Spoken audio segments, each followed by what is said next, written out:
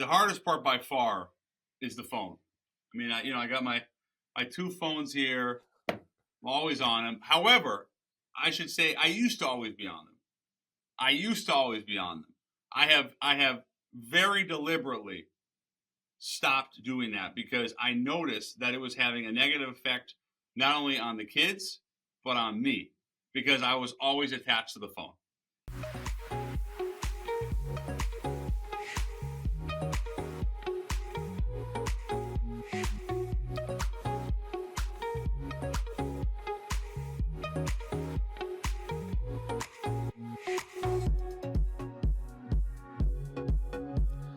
Welcome back, or welcome to Why Option. I am your host, Yogi Roth. Excited for today's episode. I think you're really going to enjoy it. It's with Fox Sports NFL insider Jordan Schultz. Probably know that name from his time at the NFL Combine. He was in the middle of a lot of media coverage, not necessarily for the coverage of the Combine, but for something else. But regardless of that, he's got a unique lens on the sport and definitely has a unique path. He's the son of Howard Schultz. You know him as the CEO and founder of Starbucks. Jordan, though, didn't necessarily want to go down that path. Jordan would rather be involved in sport, played college basketball at Occidental College, then found his way into sports media, eventually landing on being an insider around the NFL. He and I have been DMing for years now, 5 years now, when I go back and look at our history, and he always led with kindness, always led with tremendous thoughtfulness. I was like, oh, that's pretty cool from a guy I've never met and don't really know at all. And it just shows you that behind a lot of media attention sometimes that we see on personalities in any craft, who they are might be a little bit different than sometimes how they are discussed in the social media circles that you may decide to partake in. So really excited to have him. As always, every one of our guests is presented by our founding partner, 76, keeping you in the know on the go, go, go. But before we get to the conversation with Jordan Schultz, I do want to send out a ton of love to our Pitt community. If you follow college football, if you know me at all, you know that I'm a Pitt alum. That's why I got the helmet right behind me. They lost Mason Alexander, a freshman cornerback, was killed in a car accident earlier this week. I can remember being at Pitt when I lost a teammate. It was the first time I ever experienced that in Billy Gaines. The impact that it has on you as a player is something that is dramatically challenging to describe. So I will not try to do that here today in this conversation. I'll just try to send a ton of love to Mason, his family, his high school teammates, his college teammates, anybody that ever crossed paths with him. Everything I heard coming out of Pittsburgh was what a special spirit he was. Of course, he was talented. He wouldn't be at Pitt if he wasn't. But it was the other talents, how he lit up a room, his personality, his creativity, the big smile that is now seen all across social media. So a ton of love to him, his family, and everybody impacted, because it's just devastating news that we read about earlier this week. Okay, now it's time to get to our conversation. It's Jordan Schultz, Fox Sports NFL insider. And as always, every one of our conversations are presented by our founding partner, 76, keeping you in the know on the go, go, go. I think if you're an entrepreneur, if you're an aspiring broadcaster, if you're an athlete, and if you're a parent, this conversation with Jordan is exactly for you. As mentioned, Jordan Schultz joins the show. Thank you for making time. I know how busy you are coming off the Combine. No problem. Fox insider on the NFL, doing a ton of content, podcast with Draymond Green. I mean, you're doing a lot of cool stuff, man. So Thank you. Yeah, of course. I want to start somewhere with you that might be a little unique to your probably traditional interviews, is that you and I have been like kind of DMing for years. And this is the first time we've actually seen each other. Like it's virtual. So we need like a handshake and a bro hug maybe. But you always led with kindness. And I found that to be really cool. Like we all DM each other, different people in the industry. And I'm curious for you, like in your background, in your life's path, like what traits do you think lead you to always lead relationships in that regard? Because that's what you did with me. Very kind of you to say. I would say for me, like the way that I was raised was so conducive to just treating people with respect, because you value them as a person. You know, trying to find common ground, even if there's nothing between you that is in common. In other words, like we had the football thing, but I always felt like growing up that the way I was raised, it was really important to create relationships with people, regardless of if you felt like it was going to lead to something more, if you felt like you could help them or they could help you. It was just always on my mind and present for me to treat people with respect. I think given the way that I was raised from my parents, it was like it was drilled into me so early on that people are not a commodity and relationships are not a commodity. And regardless of what I wanted to do with my life from a career standpoint, that having relationships and creating genuine friendships was the number one priority. And I also remember like just being around my dad and seeing him around like his employees and his staff, and always being really taken aback about in terms of how well he treated them and how valued they felt. And as I got older, it became really something that I was even more aware of, because I would talk with them. You know, as a kid, you're just watching, but as I got older, I would have these conversations with employees, staff, and listening to them describe the way that my dad valued them as people first and foremost was all I needed to hear. That's cool. So a lot of parents of young athletes listen to this show or watch this show, and let alone college sports fans and college football fans. I want to ask a follow-up to that because, you know, for those that live under a rock, your dad is Howard Schultz. To that point, what advice do you think you could offer people around like the sports world and parenting? Because we're in a different era now, right? You live in like the hot button news every single day. You're breaking news. I feel like youth sport parents sometimes live that way too, because their kids in AAU start at 9 years old. But really that means squat when we're talking about the longevity of a career. I wonder if there's something you saw that could apply to the sports lens of parenting that you might be willing to share with our audience here. Well, yeah, I've also experienced it because our kids are into sports, especially our son. We have our daughter's 10, our son is 7, and his whole life is actually hockey. He's a hockey guy. And I didn't know anything about hockey. I still don't know a lot about it, Yogi, but I've seen the way that some of the parents treat it with like there's a ferociousness about it, a seriousness. And I'm really taken aback by it, because at that age, to me, that's not what it's about. You know, we were having a conversation with some friends about how we were going to put our son into baseball, Little League. And they were like, well, why do you want to do that? He's a hockey player. And we just said, because he likes it. He might even love it. But I don't think specializing in a sport at this age, 7 or 10, is the right move. I think it's really important to develop these skills, regardless of if you're good at the sport or not. But just being around different kids and being in different environments is really important. I also have noticed the way that some of the parents treat the coaches. Not for us, but you know, we've been to a couple of these tournaments now, and I've just seen how some of the parents treat the coaches. And it's not nice. Like these coaches are mostly volunteers or being paid very little, and they're yelling at them to play their kid more or on different lines. And I just think it's wild to me. Like I don't understand it at all. And so I would say like the relationships, but also just the experience of having having kids be kids is so important, you know. And I didn't specialize in a sport until I got older. I played basketball in college for 4 years, but I played all sports growing up, and I wouldn't trade that for anything. Yeah, I couldn't agree more. As a guy who's building out his flag football practice script after this interview, to all the parents out there, take it easy on us, okay? We're going to lead the league in high fives and fist bumps. That's our catchphrase. That's important, man. That's actually right. Probably the most important thing. That's right. We take great pride in that. Not a lot of touchdowns, a lot of pick sixes, but hey, sixes. We're having a great time. Okay, so let's talk through that. You played every sport. You use your reference. You played hoops in college. You grew up in a really unique background. Kindness was a priority from a value system. None of that necessarily leads to like breaking news connected to your phone like at all times. Like, how did you lean into this insider world and take us through that world? Because I don't think many people knew about what it was really like until like Woj retired from doing it in the NBA. I'd be curious your purview on that. I don't think, well, there's so many ways I could take that, but I didn't anticipate being an NFL insider or being an insider in any sport.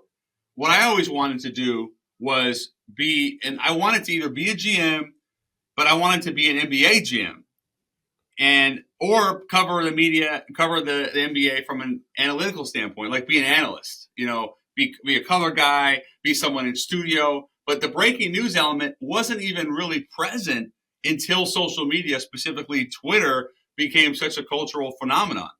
And then it became such a ubiquitous part of the business. But until then, I didn't really anticipate it at all. And I was actually covering basketball. I was doing college hoops. I was doing sports betting for ESPN. I was doing a little NFL. And a buddy of mine, Max Kellerman, who had me on First Take, was like, the producers like you, but they don't know what you are. They don't know if you're a utility player. Are you an NBA guy? Are you just going to do all sports and be a generalist? And I felt like I had to identify myself much more definitively. And that's when I started to think, okay, maybe I just do one thing. And I originally was going to do the NBA thing, but there wasn't enough white space in it because of Woj and Shams and the fact that the league was much smaller. Like the rosters on an NBA team are only 12. But then I looked at the football, I looked at the NFL, and I thought, well, these are 53-man rosters with big coaching staffs. And I had developed a few relatively new relationships in the football space, Yogi. And I thought, if I could capitalize on some of these relationships that are genuine, maybe I can make my mark in the NFL.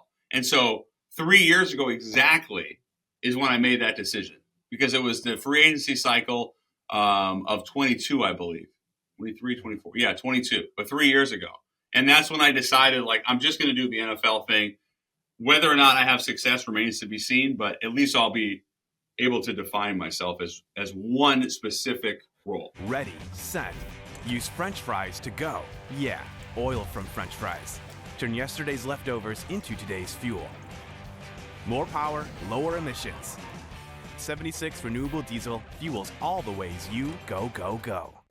Well, you definitely have. And I love that. I think the best organizations, leaders, individuals, whatever, like they have clarity around what matters most. They state it with confidence and they attack it with a level of discipline. You've done that. You just track any of your content in the way you do it. I'm curious how you navigate two elements. One is, how do you navigate the competitive nature of what is now breaking news and who's competing to get it?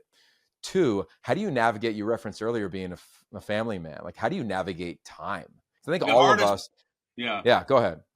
Yeah, the hardest part is the family, and the hardest part by far is the phone. I mean, I got my two phones here. I'm always on them. However, I should say I used to always be on them. I have very deliberately stopped doing that because I noticed that it was having a negative effect not only on the kids but on me, because I was always attached to the phone. And I started to anticipate better when it would be most busy, when I could probably get a break. And so there's times, you see, I never watched hockey in my life. Now I'm a big NHL guy. We went to the Hall of Fame in Toronto with our kids a couple of months ago, and just got really into this hockey thing. But the reason I bring that up is because when my son's playing his games, we had a tournament in Maryland that they won a couple of weeks ago. But they had all these games, and I just left the phone in the room for most of it. For most of it, maybe one game I had it with me, but I left the phone in the room, knowing that if I had it with me, then I would check it. But if I didn't have it, I didn't have a choice. And these are the choices that I have made, for better or worse, because I have missed stories, a couple pretty big ones, because I had the phone either on silent, do not disturb, off, or just not with me entirely. But these are the decisions I made. And I'm not saying they're wrong or right, but for me, I had to make the decisions just because I knew it was starting to negatively impact my family, my kids, my wife, and me. And I didn't want to live that life. Yeah, that's discernment, right, at its finest. All right, so let's go to the combine. You just spent a bunch of time in Indianapolis. Obviously, there's big storylines that have broken, that continue to break since then, with players going to different teams for visits. But I'm curious the vibe check that you had, especially around the position that we love the most here, which is quarterback. Yeah. I've been around that with the Elite 11, et cetera, for a number of years now. When you look at Cam Ward, Shedeur Sanders, Jackson Dart, Dylan Gabriel, like 4 guys that we've all come to know here covering college football, I'm kind of curious what your purview was taking out of the weekend. Like, do guys really jump stock? Is it literally, hey, this is a storyline for this week, there'll be another one next week? How do you navigate that entirety of that element? I thought the guy that helped himself the most was I want to make sure I pronounce it right. I want to make sure I pronounce it correctly. Is the Louisville quarterback Shuck? Yeah, Tyler Shuck. Yep. Yeah, Tyler he's Shuck. Great. So yeah, I didn't know a lot about him other than the fact that he was 25. I think he has 4 degrees, and he's been in college for 7 years. But I knew that people were anticipating him helping himself. But I think he really helped himself because he was far and away the biggest of the group. He was 6'5", 224. Then he ran the 4.64. Quarterbacks usually don't run, and then he threw the ball really well. And what people were telling me, and this is where I defer completely to NFL evaluators because I don't have the skill set, was that he was the guy that when he threw, that's what it was. It was the most discernible to really watch the way the RPMs were, the way that the ball spun, how easy it was for him. And then you put some of the athleticism into that bucket. I think Jackson Dart as well was another guy that helped himself in Mobile and had a good week. I mean, Mobile, you in terms of the any of the players, but especially the quarterback position, Mobile is important. But I feel like the combine is most important because that's really where, with respect to the Senior Bowl, where you get the most amount of time, guys are on the board, and those are the first impressions that I feel are the most important.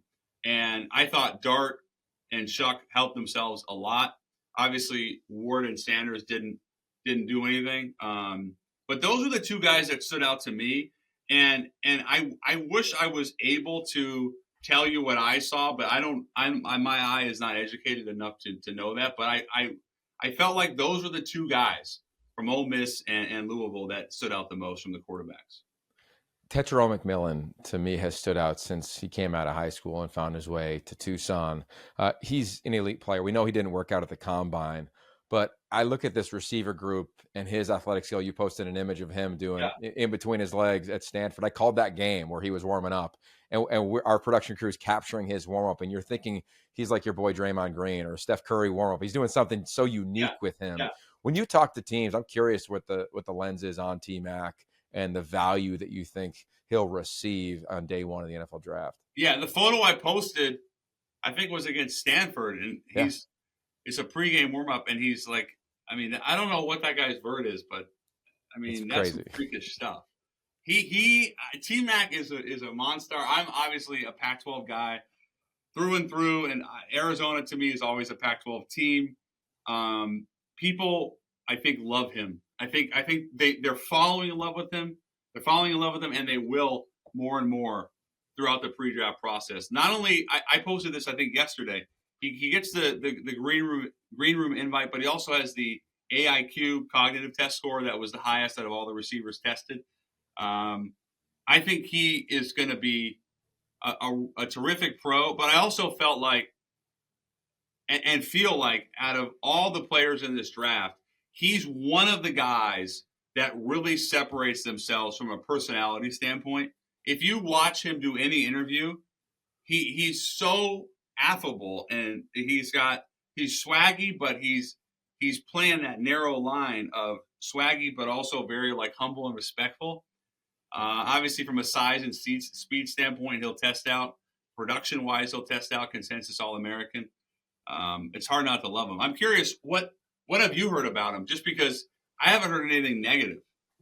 No, I've been around him since he signed at Arizona with Jed Fish through his entire career there, called a bunch of his games. The athleticism, yes, through the roof. I think what's so unique is his I call it like neuro agility. Like you can do a little bit of everything. Wasn't surprised by your report of just the way that he thinks. You look at everything he does comes naturally. He's a guy that could pick up a volleyball tomorrow, could play water polo the next day, can golf. Everything just comes so natural. And then you watch how he attacks the craft at wide receiver, and he's a hard guy to comp to anybody. I haven't seen somebody with that size and that physical presence of him be able to drop his hips, be able to go up and get a ball, be able to make athletic catches. We did a study on him, not this past season. I didn't call any Big 12 games, but his second year, his sophomore year in the Pac-12, Arizona wins double-digit games. And I charted every one of the balls that were challenged by opposing coaches that were thrown in his direction. They were all catches. So the point is, like, when in doubt, it's just a catch. Like, you can challenge all you want, but he found a way to make the catch. And I just think that natural ability, hand-eye, is something I haven't seen since my college roommate and Larry Fitzgerald. In terms of everything that goes near him, he's going to find a way to catch. Yeah, that's a really cool way to look at it. That's a hell of a stat, or hell of a way to think the chart. Yeah, I loved him. I know Fish loved him. I think it'll be really interesting to see if this is one of those drafts where you have the tight end go before. I think I read that in the last 19 years, Yogi, there's only been 4 drafts where a tight end was picked ahead of a receiver in terms of the first. And with all the Tyler Warren buzz, that's also really warranted. I wonder if he goes before McMillan, if Tet goes first. But to me, feel that the top 10 feels about right. I know that some other receivers help themselves a lot, but I don't see how he's not the number 1 wide receiver. Yeah, his unique traits are through the roof. I think something that's interesting, I'm curious if you've gleaned some buzz around this. The running back position, 2 of the last 3 years, no running backs gone in the first round, as you know. Ashton Genty, he didn't work out at the combine. Cam Scatterbo played well. Arizona State, I know you're a fan of them as well. What do you think about that position overall entering the draft and the value behind it now? I'll say nobody helped himself more in Indianapolis than Omarion Hampton from North Carolina, because that was the guy that everyone really felt like could cement himself as a first rounder, and I really believe he did. He runs in the 4.4s, rocked up 220 plus. He's almost 6 feet. The comp that I got was Joe Mixon, but maybe even more explosive. And I was ecstatic about him. I thought he performed as well as anyone, regardless of position. But this is the most loaded running back class that I remember covering. Whether it's the kid out of SMU, Smith, and Dylan Sampson from Tennessee, and you mentioned Scatterbo, and I just go down the list. It is an excellent running back class, but Hampton to me was. I'm doing a story about it for Fox. I thought he was as impressive as anyone, regardless of position, and I really believe that he now leaves Indianapolis as a first rounder.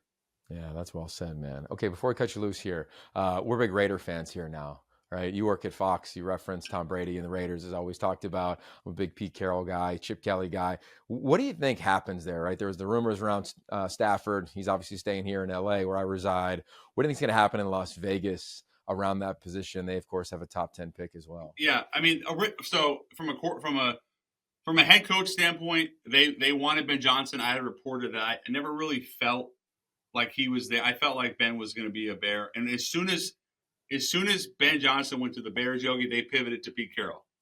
They looked at the AFC West and they felt like they needed an adult in the room. When you talk about Andy Reid and Harbaugh and Peyton. And they got that.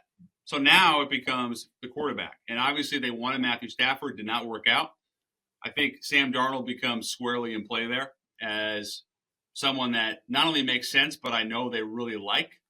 And if you're Sam Darnold, you have to really ask yourself, and you would know this better than me, but are you willing to leave Kevin O'Connell in a Viking system that you had a complete resurrection with and go to a Vegas roster that does not have a Justin Jefferson, does not have the proven weaponry that they had, plus you'd be leaving O'Connell. And then you also wonder, like, would Minnesota tag him? There's a lot of questions with Darnold, but that's, if I'm the Raiders, that would be the guy that I would really want to get, because he's still only 27 years old. And you would probably know this better than me, but even as badly as Sam played, wasn't there an NFL contingent that always believed like he could still be this? No doubt. And I put myself squarely in that category. And I think every one of these quarterbacks, have to navigate adversity, right? Anybody who's had success has had to do it. I think for Sam, you look at the franchises he's been in and the places Yeah. You look at the leadership that he's been around, and for the most part, all the reports I've heard, whether it was the Jets or Carolina, I'm like nowhere near what it is now in Minnesota, what it was in San Francisco in that year that he had there, Yeah. and nowhere near what even Pete is building in Las Vegas. So I think that Sam is just hitting his stride. I really do. I can't wait to see if KOC does it. Big fan of him. He used to be on the Elite 11 staff like 6 years ago. He's coaching high school Wow. quarterbacks. I was the head coach of the Vikings. And then Pete is probably the greatest mentor of my lifetime. So to have those opportunities, if that's what's presented in front of Sam Darnold, he can't go wrong. I mean, I'm with you on the weapons, but Pete's going to get that thing rolling, right? Chip Kelly's going to get it going. There's not really another option there. I think with the new ownership and leadership, it's going to give that franchise the best chance it's had in quite some time. So I look forward to seeing it because I know Sam grew up a huge USC fan. Yeah. You know, the storylines. Yeah, the storylines are there forever, man. I know you got a ton of storylines too. Go ahead, man. No, I was just going to say, all I was going to say is I'm really excited because the year he had, I just want to see, I'd like to see how he, what he does next, Darnold. Because he's, like we said, he's still a very young player in this league. Yeah, I think the number one trait at that position is confidence. And I think that it's so hard to recapture it, especially in that world of the NFL where it can get dinged and impacted and so many voices and teams are moving on from contracts, et cetera. So I love when you see a guy get that other chance, whether it was Bryce Young in real time this past season. That was awesome. Right, or Sam now, or look what's happened with Christian McCaffrey when he went from Carolina to the Bay. All of those things, I think, is what makes us fall in love with the game, let alone the professionalism around the game. For you, I want to say thanks because you weren't checking your phone during this. I'm sure it's being dinged a bunch of times. Maybe there's been some news over the last 20 minutes, man. As it rings, there's a call. Yeah, there. Perfect segue to cut you loose, man. But thank you for sharing some of your experiences at the combine. I know you were a hot button item all throughout the combine. Yeah, that's true. That's true. I didn't anticipate having the buzzsaw of media attention that I did, but no, it's good. It's good to get back and get ready for these next few weeks because I know it's going to be a lot, Yeah, I know. Well, I appreciate you graciousnly. Yogi, as I told you when I reached out, I can't remember where I heard you. I can't remember. You were on a pod. I don't know if it wasn't Colin. It was a Simmons maybe. No, maybe Daniel Jeremiah. I can't remember. Yeah. It was a great pod, and that's kind of that's really how I discovered you. It was a few years ago, I think, and since then I followed you a lot, and so when you reached out, I was happy to do it, and certainly more than happy to do it again. Thanks, man. Yeah, it was Move the Sticks. Yeah, DJ's amazing. He's awesome. That's what it was. He's awesome. So those guys are great. He and Bucky are good friends. Yeah, looking forward to having them back on as well, and you as well, man. Open invitation anytime. Next time, come to LA. Well, we have a lot of time. Yeah, I'll be there for about a week in April, I think. Okay. So we'll connect. We got to hang. We'll get a cup of coffee. We'll do something fun. I love that. Yeah.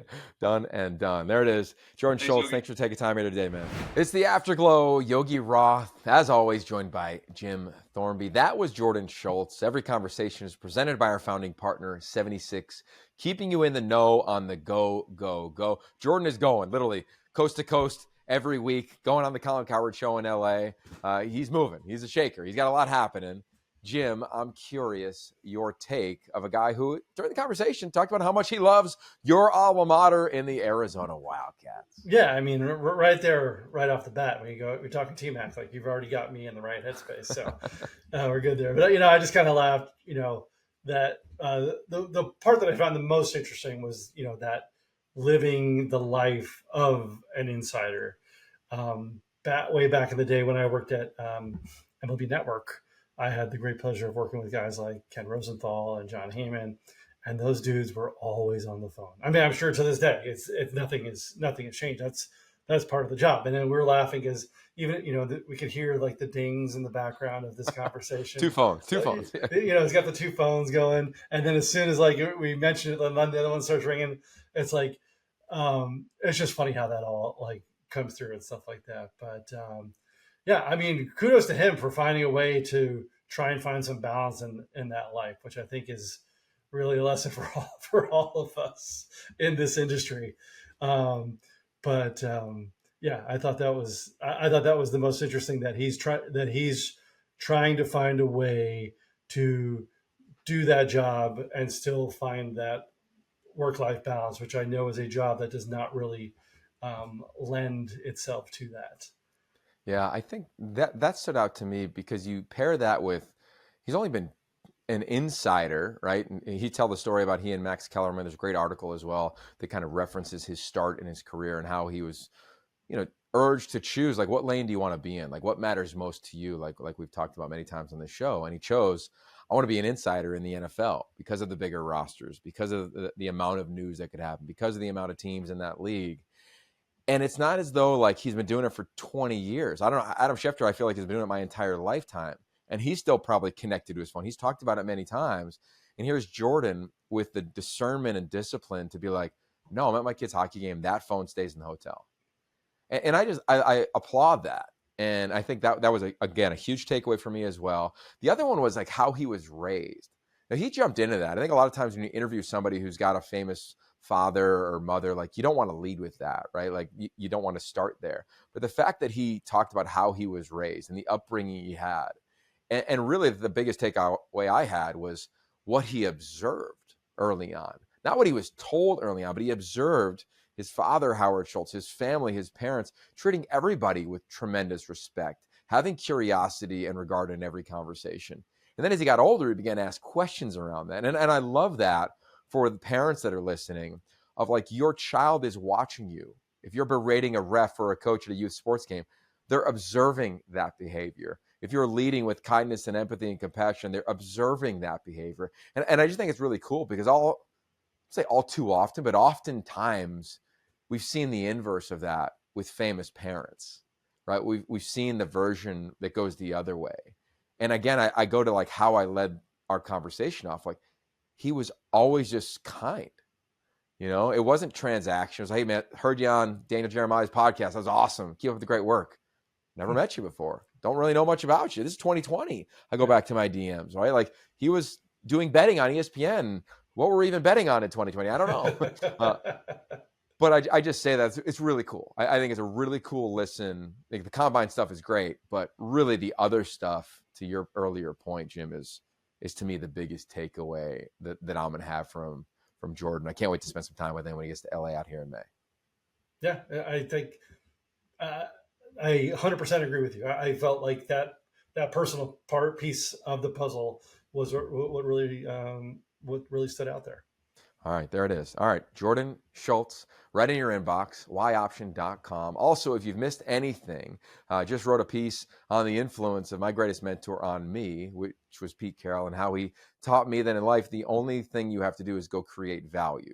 To me, that was built by stapling practice scripts. So I wrote about that. Jim's getting a little chuckle. Check that out, especially for our paid subscribers at yoption.com. Really cool unlock there for you. And just continue to support us. We appreciate it.